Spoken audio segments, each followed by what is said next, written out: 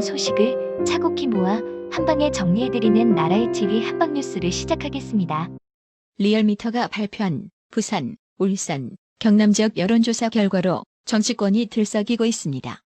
4월 부산시장 보궐선거를 앞두고 부산, 울산, 경남 지역 민주당 지지율은 34.5%로 국민의힘 29.9%를 크게 앞섰기 때문입니다.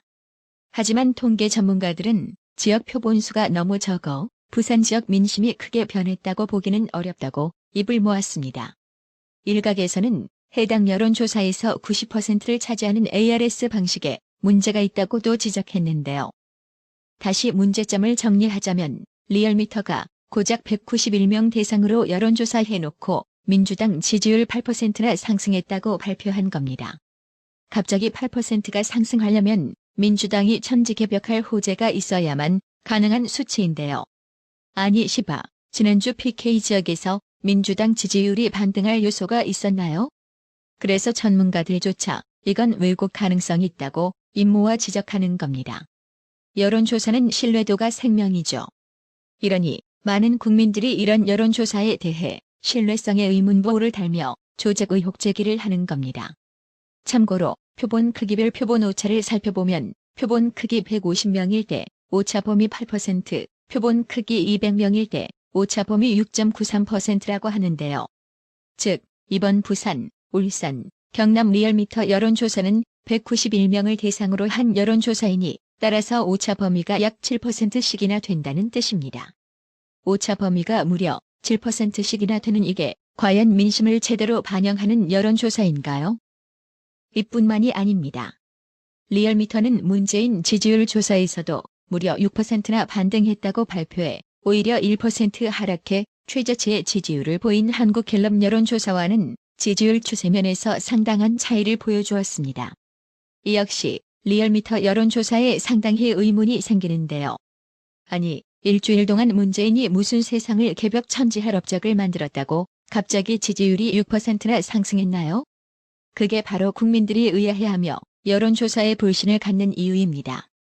권력의 하수인을 자처하는 이런 경찰에게 문재인 좌파 정권이 수사권, 수사종결권을 쳐주려는 속셈이 너무나 뻔히 보이는 소식입니다.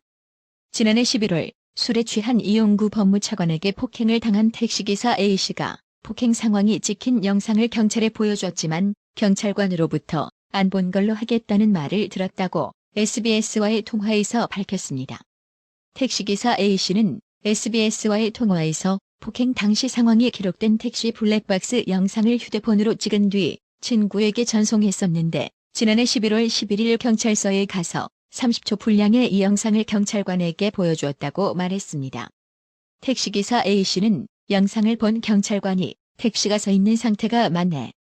그냥 안 본 걸로 할게요라고 말했다며 경찰이 영상을 달라고 했으면 줬겠지만 경찰관은 굳이 영상을 달라고 하지 않았다고 밝혔습니다. 택시기사 A씨는 서울중앙지검 조사에서도 이런 내용을 모두 진술했다고 밝혔습니다. 택시기사의 새로운 증언이 나온 뒤 서울지방경찰청은 서초경찰서 담당 경찰관이 블랙박스 영상을 확인하였다는 내용이 일부 사실로 확인되어 진상 파악 중이라는 입장을 밝혔습니다. 경찰이 이용구 차관의 폭행 증거를 확인했다는 사실이 밝혀지면서 경찰의 봐주기 의혹을 확인하고 있는 검찰 수사에도 속도가 붙을 것으로 보입니다. 해당 소식에 네티즌들은 정권의 중견 노릇이나 하고 자빠진 경찰을 향해 봐주기식 경찰관 징계를 요구하며 이런 정권 중견 경찰들에겐 수사권을 주면 안 되는 것이다라고 격분했습니다. 김웅 의원 역시 자신의 페이스북에 해당 기사를 링크 게시한 후 나는 새를 떨어뜨리는 권세는 들어봤어도 눈을 멀게 하는 권세는 처음입니다. 공수처의 눈먼 경찰에 정권은 든든하겠어요라고 조소하며 그나저나 눈도 못 뜨는 경찰이 운전기사님 대신 합의서는 어찌 써줬나 몰라라고 비꼬았습니다. 지난해 윤미향 사태가 불거졌을 당시 2015년 한일 정부 간의 위안부 합의 내용을 박근혜 정부가 사전에 할머니들에게 설명했는지 여부를 놓고 진실 공방이 벌어진 것 기억하실 겁니다. 이용수 할머니는 윤미향이 합의 내용을 외교부로부터 전해 듣고도 알리지 않았다고 주장했는데 윤미향이는 사실이 아니라고 반박했습니다. 당시 외교부가 관련 기록을 공개하지 않아 논란을 키웠었는데 TV조선이 그 기록을 단독으로 입수해 공개했는데요. TV조선이 입수한 공개 자료에 따르면 윤미향이는 한일 위안부 합의 전에 외교부 당국자와 4번이나 만났고 관련 내용을 깊숙하게 논의했던 정황이 담겨 있었습니다. 한반도 인권과 통일을 위한 변호사 모임이 제기한 윤미향 면담 관련 정보 공개 소송에 외교부가 제출한 답변서에 위안부 합의 당시 윤미향이는 외교부와 4번의 면담을 했다며 피해자들이 수용하지 않을 경우 피해자를 설득하기 위한 것이라고 했습니다. 지난해 이용수 할머니는 윤미향이가 위안부 합의 내용을 알면서도 할머니들에게 알리지 않았다고 주장했습니다.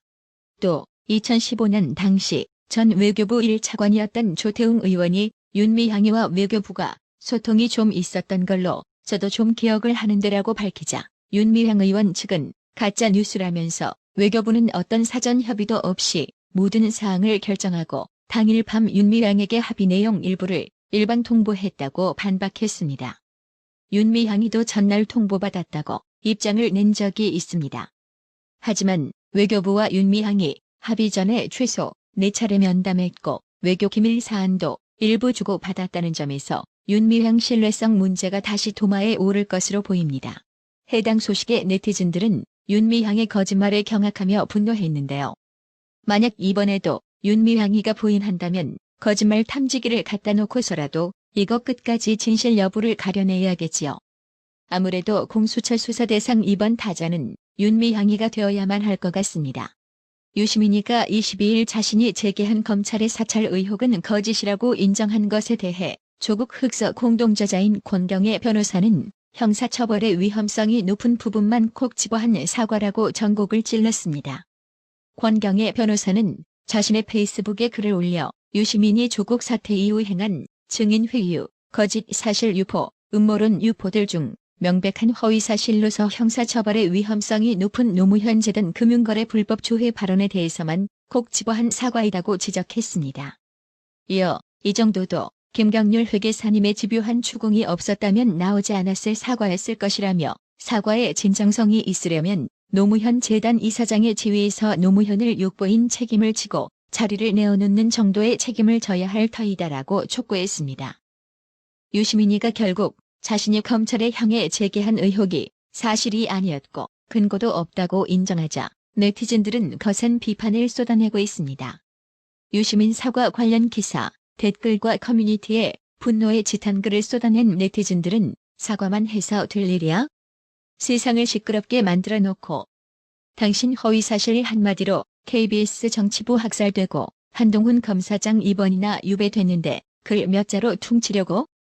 자기들 잘못은 증거를 들이대도 없던 일이고 억울하고 검찰이 쓰레기라더니 가짜뉴스를 비판하시던 분이 가짜뉴스를 만들고 그렇게 난리를 치고는 사과 한마디면 다 해결되니 참 편하네라고 비판했습니다. 비판 내용에는 정경심이 증거 확보하려고 컴퓨터 빼돌렸다고 말한 건 양심에 안 찔리냐? 라고 묻는 이들도 많았습니다. 네티즌 테이즈는 정경심, 조국 사태와 관련해 검찰을 얼마나 비판하고 공격했는가?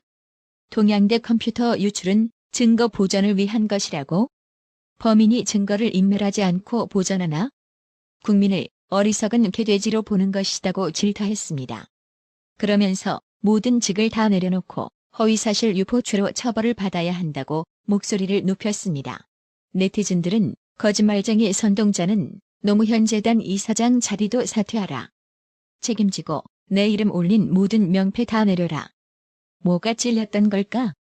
사과할 게 아니고 조사를 받아야 될 것 같은데. 허위사실 유포로 사법 처리 부탁드린다라고 적었습니다. 나라의 TV는 구독료 후원으로만 운영 유지되고 있으니 구독자님들의 따뜻한 정성이 필요합니다. 항상 뉴스 전달 방식에 노력하는 나라의 TV가 되겠습니다.